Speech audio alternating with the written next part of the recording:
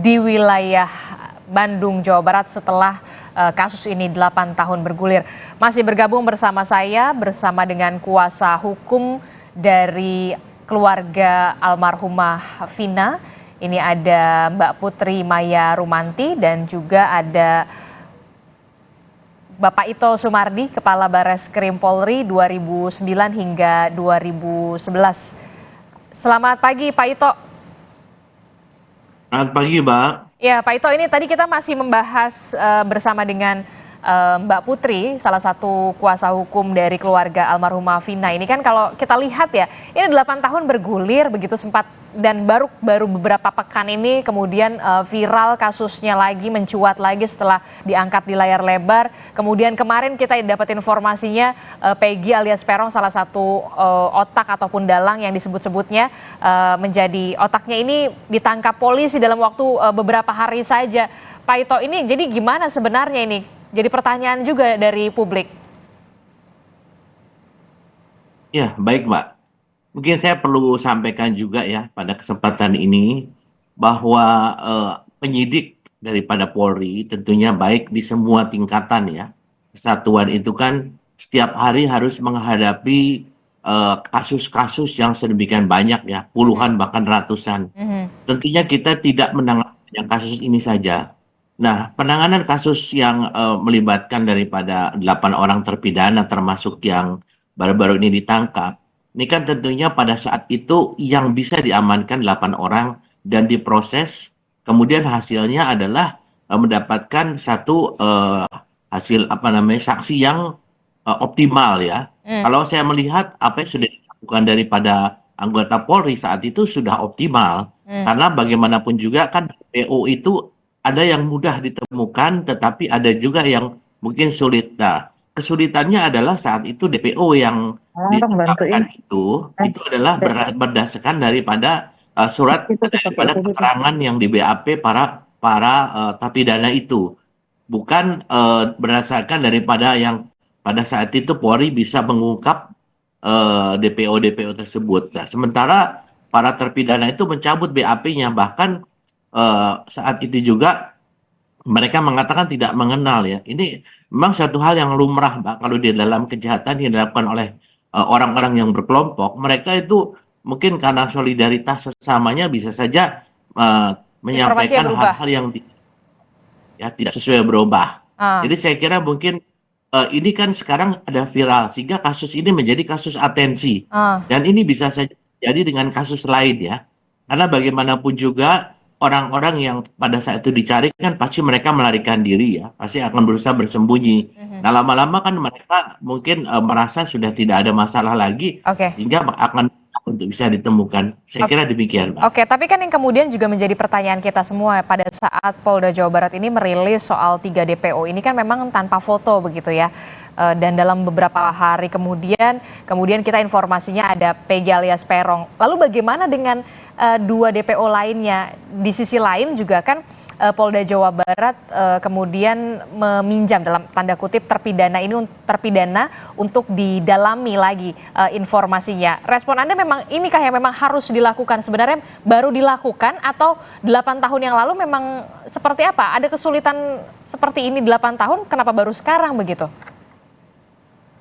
Sebagaimana yang saya sampaikan tadi ya, Pak ya, saya juga tidak bisa mengatakan hal yang pasti ya, karena kan saya bukan penyidiknya ya. Tetapi kalau lazimnya penetapan DPO itu adalah mencantumkan identitas dan juga foto, kan bagaimanapun juga kita berharap masyarakat atau siapapun juga bisa Turut memberikan membantu.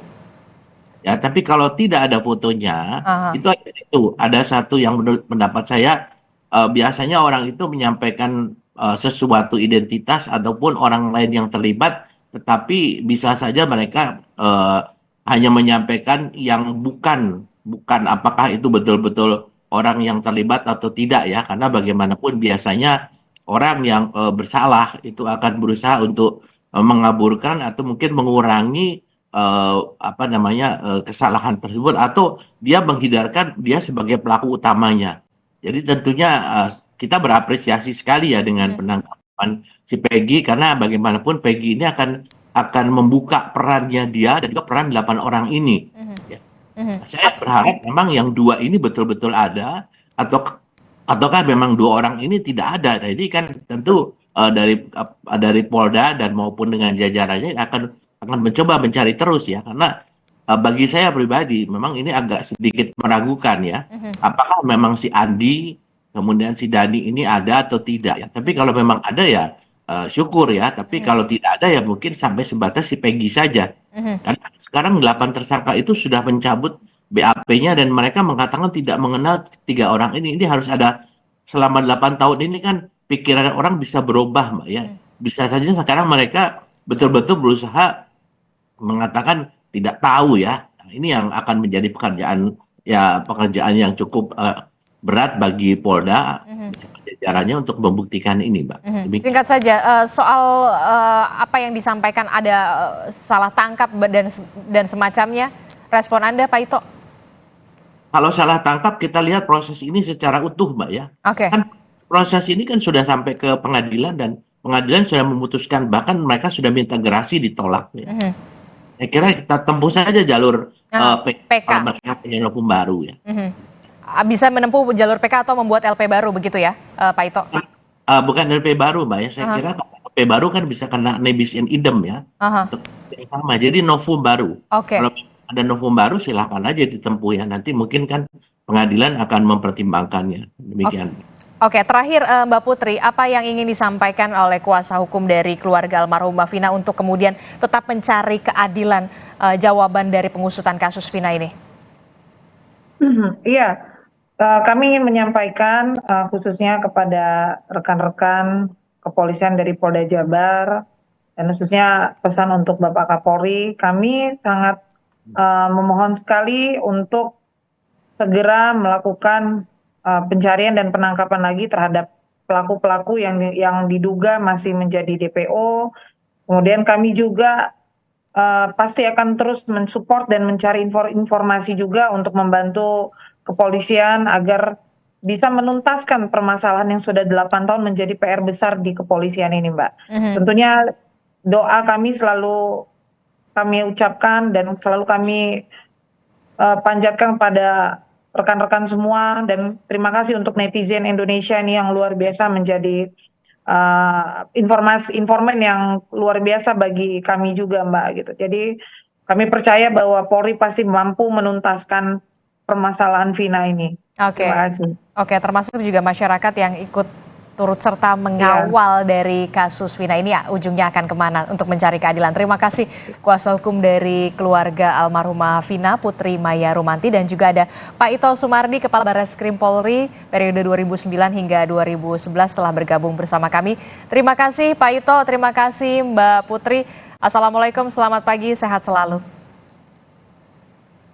Saudara, informasi lainnya yang juga akan hadir di Sapa Indonesia Pagi. Saudara, kita simak, tidak ada orang tua miskin yang mendoakan anaknya meneruskan garis kesusahan hidup. Kisah Devi Ulumit pernah tinggal di atas selokan akhirnya mensejahterakan keluarga karena bersekolah tinggi di Institut Teknologi Bandung. Selengkapnya akan diulas di Kompas Bisnis bersama rekan saya Putri Oktaviani.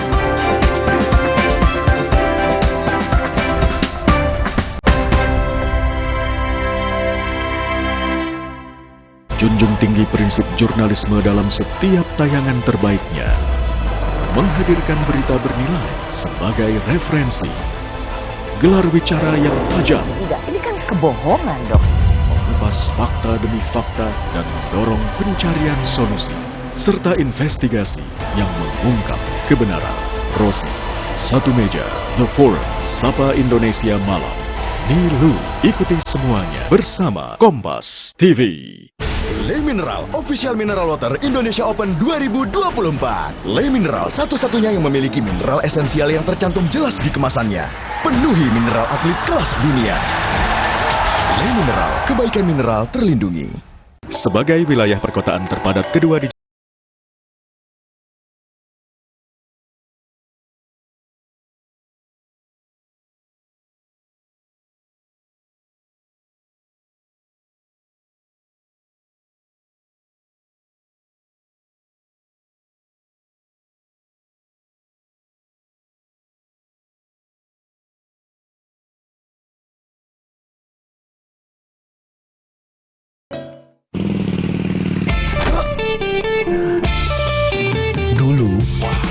Aku percaya hidup itu penuh beban.